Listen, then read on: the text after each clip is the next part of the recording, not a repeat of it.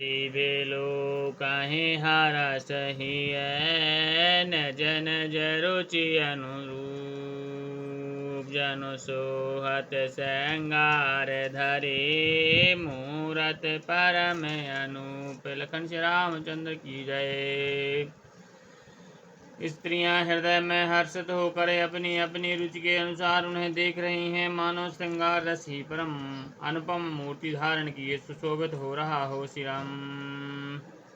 दुस है प्रभु विराट मय दिशा बहुमुख कर पगलूचन सीसा जनक जाते अवलू कहीं कैसे सजन सगे प्रिय लागहि जैसे। विद्वानों को प्रभु विराट रूप में दिखाई दिए, जिसके बहुत से मुँह हाथ पैर नेत्र और सिर हैं। जनक जी के सजातीय कुटुंबी प्रभु को किस तरह कैसे प्रिय रूप में देख रहे हैं, जैसे सगे सज्जन संबंधी प्रिय लगते हैं।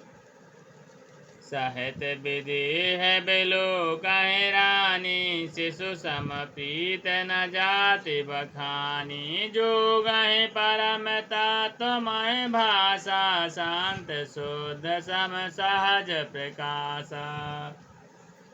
जनक समेत रानियां उन्हें अपने बच्चे के समान देख रहे हैं। उनकी प्रीति का वर्णन नहीं किया जा सकता। योगियों को वे शांत शुद्ध सम और स्वतः प्रकाश परम तत्व के रूप दिखे। हरि भगतन देखे दो भ्राता इष्ट देव वो सब सुखदाता। राम ही चितव भाय जहि सिया सु स्नेह सुख नहीं कथनिया। हरि भक्तों ने दोनों भाइयों को सब सुखों को देने वाले इष्ट देव के समान देखा। सीता जी जिस भाव से श्री रामचंद्र जी को देख रही हैं, वह स्नेह और सुख को कहने में ही नहीं बनता। श्री राम। और अनुभवती न कही सके कुसु कवन प्रकार कहे कवि को। यही विधि रहा जाहि जस भाव तहि तस देखो कौशल राऊ। उस स्नेह और सुख का वे हृदय में अनुभव ही कर रही हैं, पर वे भी उसे कह नहीं सकती। फिर कोई कवि उसे किस प्रकार कह सकता है। इस प्रकार जिसका जैसा भाव था उसने कौशलनाथ श्री रघुनाथ जी को वैसा ही देखा। राजत राज समाज महो कौशल राज किशोर। सुंदर श्यामल गौर तन विश्व विलोचन चोर। लखन श्री रामचंद्र की जय। सुंदर सांवले और गौरे शरीर वाले तथा विश्व भर के नेत्रों को चुराने वाले कौशलाधीश के कुमार राज समाज में शोभित हो रहे हैं। सहज मनोहर मूरत दो कोटि काम उपमा लघु सो। शरद चंदन इंदक मुख नीके नीरज नयन भाव तेजी के। दोनों मूर्तियां स्वभाव से ही बिना किसी बनाव श्रृंगार के मन को हरने वाली हैं। करोड़ों कामदेव की उपमा भी उनके लिए तुच्छ है। उनके सुंदर मुख शरद पूर्णिमा की चंद्रमा की भी निंदा करने वाले हैं, और कमल के समान नेत्र मन को बहुत ही भाते हैं। श्री राम। चितवन चारो मारो मनोहरणी भावत हृदय जात नहीं बरनी। कल कपोल श्रुत कौंडल लूला चिबुक अधर सुंदर मृदु बोला। सुंदर चितवन सारे संसार के मन को हरने वाले, कामदेव के भी मन को हरने वाली वह हृदय को बहुत ही प्यारी लगती है, पर उसका वर्णन नहीं किया जा सकता। सुंदर गाल हैं, कानों में चंचल झूमते हुए कुंडल हैं, ठोड़ी और उधर होठ सुंदर है, कोमल वाणी है।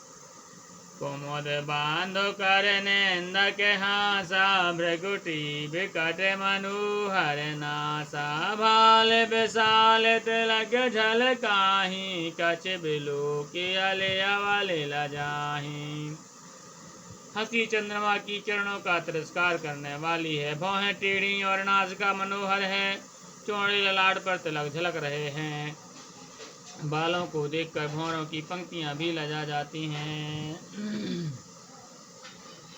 पीत चौत नीच रहे सुहाई, कुसुम कली बिच बीच बनाई, रेखे रुचिर काम्बुक लगीवा, जनु त्रिभुवन सुषमा की सीवा।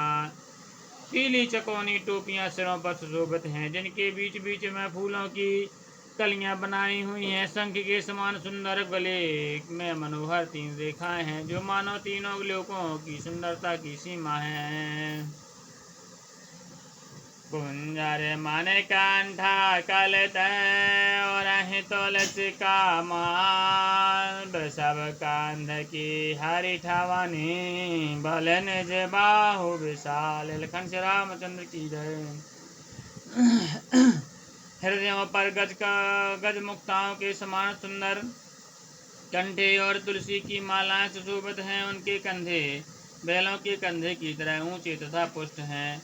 एड़ खड़े होने की शान सिंह की सी है, और भुजाएं विशाल एवं बल की भंडार हैं। श्री राम।